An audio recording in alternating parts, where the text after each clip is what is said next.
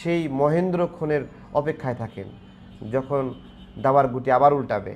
দাবার গুটি উল্টাবে না, দাবার গুটি 100% উল্টাবে। যে মনে করে উল্টাবে না সে একটা গাধা, সে রাজনীতিই বোঝে না। আর এই রাজনীতিতে আজকে যারা পূজা করতেছে তাকে লাথি মারতে জনগণ কোনো ইয়ে করে না, কোনো বিন্দু পরিমাণ মায়া করবে না। আমাদের খারাপ আচরণ, আমাদের দুর্বৃত্তায়ন, আমাদের লুটপাট, এগুলোর কারণে আমরাই ডুবব। একজন ইউটিউবার বলতেছে অপারেশন গোপালগঞ্জ, আবার বলতেছে গোপালগঞ্জে এনসিপির পরীক্ষা শুরু, আর আরেকজন বলতেছে যে টুঙ্গিপাড়ারে মাটির সাথে মিশাই দিয়ে দেব। তো এই ধরনের উস্কানিগুলো আজকের এই বিশৃঙ্খলা, আজকের এই অপদস্থ হওয়ার কারণ কিনা আমি এনসিপিকে এটা বিবেচনা করার অনুরোধ করব। আজকে আপনাদেরকে ডিসিশন নিতেই হবে যে আপনারা ইউটিউবারের কথায় রাজনীতি করবেন কিনা। আপনারা যেই হন, আপনাদের সাইজ যতটুকু হোক, এখন একটা দল করেন না। দল মানে আপনাদের সামনে যদি 10 জন দেখা যায়, এটা আসলে আপনার লোক সংখ্যা না। সারা বাংলাদেশের এই 10 লাখ মানুষ, আপনি 10 জন দেখা যাচ্ছে, কিন্তু 10 লাখ মানুষ আপনার জন্য দোয়া করে, সমর্থন করে, বা আরও বেশি মানুষ করে, কিন্তু করে। একটা রাজনৈতিক দল কত বড়, কত শক্তি, তার চেয়ে গুরুত্বপূর্ণ কত মানুষ তাকে পিছন থেকে দোয়া করে ব্যাকআপ দেয়। আজকে একবারে শুরুর থেকে সারা দিন অ্যানালাইসিস করেন, দেখেন এইখানে জামাত কয়েকদিন আগে প্রোগ্রাম করেছে, শান্তিপূর্ণভাবে র্যালি করেছে, মিছিল করেছে, প্রোগ্রাম করেছে, কোনো সমস্যা হয়েছে? কোনো সমস্যা হয়েছে? আওয়ামী লীগ জামাতকে কম অপছন্দ করে, কম ঘৃণা করে, তারপরেও গোপালগঞ্জে তারা প্রোগ্রাম করেছে। আপনারা কেন করতে পারলেন না? খুব সাধারণ একটা সম্মানের সঙ্গে প্রোগ্রাম করবেন, আপনারা চলে আসবেন, কিন্তু কেন করতে পারলেন না? কি কি কারণ? কারা কারা এই উস্কানিটা দিয়ে এখানের পরিবেশটা ঘোলাটে করলো? এগুলো যদি আপনারা বিচার বিশ্লেষণ না করেন এবং আবার যদি এসব ইউটিউবারের ফাঁদে পা দেন, তাহলে কিন্তু মানে দেখেন আজকে যেটা হলো, আপনারা পুলিশ পাহারা নিয়ে গেলেন 2 মিনিটে সেই গলা ফাড়ায় বক্তব্য দিলেন, মনে হয় গোপালগঞ্জ নামে কোনো দেশই মানে জেলায় বাংলাদেশে নাই এইরকম।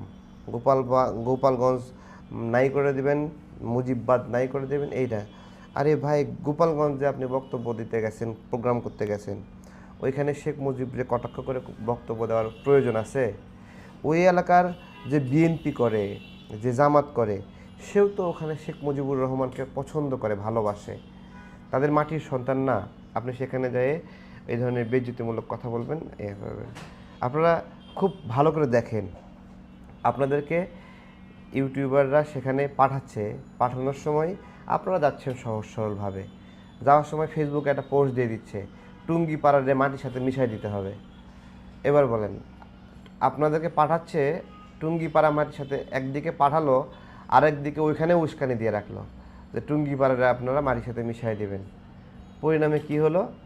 সেনাবাহিনীর এপিসিতে করে ঢুইকা ওইখান থেকে চলে আসতে হলো।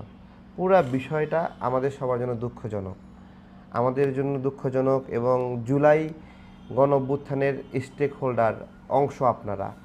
তো আপনারা যদি জুলাই গণ অভ্যুত্থানের অংশ হন, জুলাই গণ অভ্যুত্থানের কোনো একটা অংশ যদি খারাপ করে, বেইজ্জতি হয়, মার খায়, আমরা আপনাদের সমালোচক, সবসময় ভুল ধরি। কিন্তু আজকের যে বিষয়টি, আজকে ভুল ধারণা, আজকে খারাপ লাগা, এই খারাপটা আমার উপরে হতে পারতো, আমাদের উপরে হতে পারতো। আপনি ওইখানে মানে গোয়ার তুমিটা কীভাবে হলো খেয়াল রাখতে হবে। কিন্তু কারা কারা ফেসবুকে আপনাদের মধ্যেই খেয়াল করেন, কারা কারা উস্কানি দিয়ে এমনভাবে দিচ্ছেন যে গোপালগঞ্জ দখল করতে যাচ্ছেন।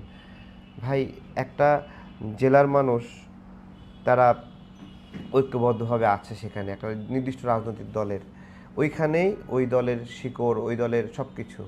সেখানে গিয়ে ভালোবেসে যদি প্রোগ্রাম করতেন তাহলে করে আসতে পারতেন। যাওয়ার আগে কারা এই খারাপিটা করলো আপনারা একটু বিচার বিশ্লেষণ করবেন। আর সেনাবাহিনীকে সারাক্ষণ গালি দেওয়া হয় না, তাই না? আজকে সেই সেনাবাহিনীর এপিসিতে করে উঠে আসতে হলো। এটা শুধু, আমি আজকে একটা কথা বলি, গোপালগঞ্জে শেখ হাসিনার আওয়ামী লীগের আপনারা যে ফিটনেস দেখলেন না, এই ফিটনেস সারা দেশে ওদের আছে, বিশ্বাস করেন বা না করেন। এনসিপির ভাইরা যে প্রোগ্রাম করতেছেন না 200 মানুষ নিয়ে, ওই 200 মানুষের মধ্যে 100 জন হলো আওয়ামী লীগ, জাস্ট ওদের যদি সিগন্যাল ওরা পায়, জায়গায় আপনাদের ঘাড় মটকায় দেবে।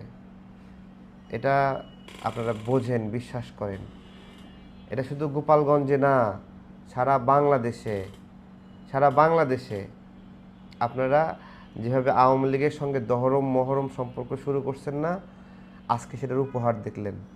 এটা যদি আপনাদের শিক্ষা না হয়, আরে ভাই এত বড় দল করে কি করবেন? দল বড় করতে হলে আওয়ামী লীগকে সাথে করে নিতে হবে। হ্যাঁ, এই থিওরি কই পাইলেন ভাই? আমরা তো পারতাম দেশের মানুষকে মায়া দিয়ে মমত্র দিয়ে আগলায় রাখতে। আমরা তো পারতাম লোভ না কইরা সুন্দর একটা বাংলাদেশ বিনিময় করতে। এই সময়টা ধরে ধরতে পারলাম না জামাত বিএনপি একসঙ্গে থাকবে। হ্যাঁ বলেন, যে সব একবারে বিএনপিকে মাটির সাথে মিশিয়ে পুঁতায় রাখতে হবে।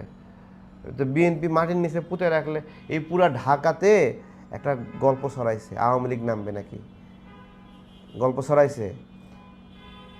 কোনো দলের কোনো প্রস্তুতি নাই, জামাতের কোনো প্রস্তুতি নাই, এনসিপির কোনো প্রস্তুতি নাই। এনসিপি এদের 50-60 জন নিয়ে শাহবাগ ব্লকেট করছে, এটাই হলো ওদের প্রস্তুতি।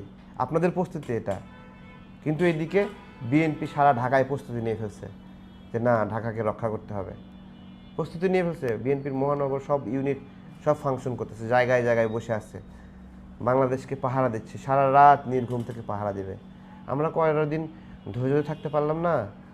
হ্যাঁ বলেন, আরে সামনে দায়িত্ব আসবে, নির্বাচন হবে, বড় দল হিসেবে বিএনপি কিছু আসন পাবে, জামাত কিছু আসন পাবে, এনসিপি কিছু আসন পাবে।